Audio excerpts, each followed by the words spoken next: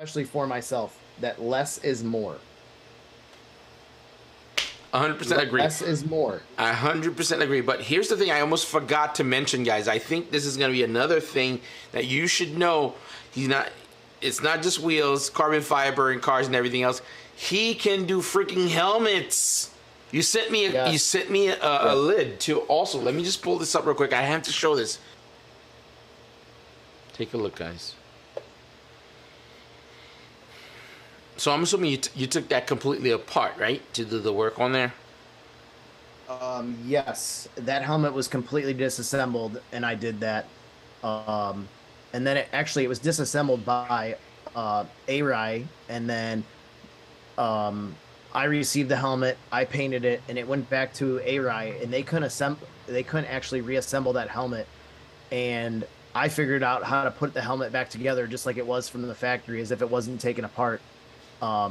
In like 45 minutes. They couldn't figure out how to put the gasket around the visor opening, and even I met up, and he was like, well, this is essentially for nothing because I can't use it anymore because they can't get the gasket on it, and I figured out how to do it.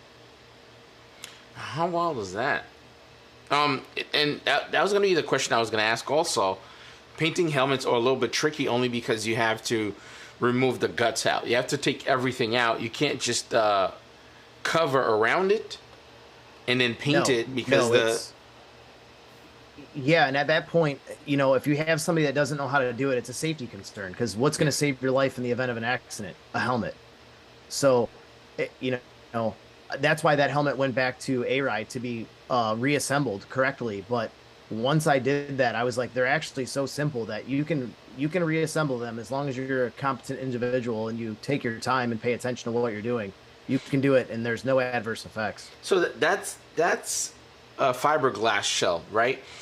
I've always been very nervous about painting helmets because I don't know where I got the idea. Maybe it's a myth. Maybe it's something that I summed up in my mind.